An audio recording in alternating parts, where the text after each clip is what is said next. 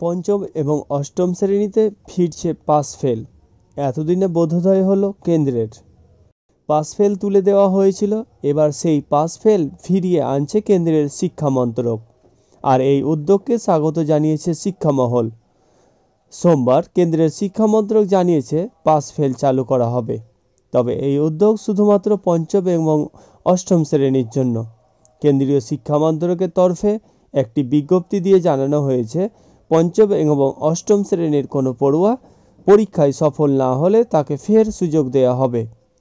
ফলাফল বেরোনোর পর 2 মাসের মধ্যে ফের পরীক্ষায় বসার সুযোগ পাবে অকৃতকার্য হওয়া পড়ুয়া।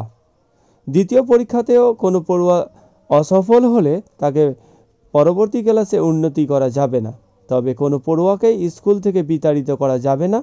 প্রয়োজনে গলদ কোথায় তা খুঁজে বের করতে হবে। দ্বিতীয়বারের পরীক্ষায় অকৃতকার্য হওয়া পড়ুয়াদের পড়াশোনার ক্ষেত্রে বিশেষভাবে সহায়তা করবেন শ্রেণী শিক্ষকেরা। শিক্ষা হলো যুগ্ম তালিকাভুক্ত। কেন্দ্র ও রাজ্য যৌথ উদ্যোগে শিক্ষার পদক্ষেপগুলি কার্যকর করে থাকে। ইতিমধ্যেই দেশের 16টি রাজ্য এবং 2টি কেন্দ্রশাসিত অঞ্চল কেন্দ্রের নীতি অনুসরণ না করে পঞ্চম এবং অষ্টম শ্রেণীতে পাস ফেল প্রথা চালু করেছিল। হরিয়ানা এবং কেন্দ্রশাসিত অঞ্চল পুদুচেরি অবশ্য এখনও এই বিষয়ে চূড়ান্ত সিদ্ধান্ত নিতে পারেনি। আর কেন্দ্রের নীতি মেনেই চলছিল পশ্চিমবঙ্গ সহ বাকি রাজ্যগুলি। শিক্ষার অধিকার আইনে বদল এনে 2019 সালে কেন্দ্র জানিয়েছিল দেশের সব প্রান্তে পড়ুয়াদের বুনিয়াদী শিক্ষার বিষয়টি সুনিশ্চিত করতে হবে। পঞ্চম এবং অষ্টম শ্রেণীতে কাউকে ফেল করানো যাবে না। 5 বছর পর সেই শিক্ষার অধিকার আইন ফের বদলাতে চলেছে কেন্দ্র। কেন্দ্রের নয়া পাস ফেল নীতি কার্যকর হতে চলেছে কেন্দ্রীয় বোর্ডের নিয়ন্ত্রণাধীন দেশের প্রায় 3000-এরও বেশি স্কুলে। এই তালিকায় রয়েছে কেন্দ্রীয় বিদ্যালয়, নবোদয় বিদ্যালয় এবং সৈনিক স্কুলগুলিও।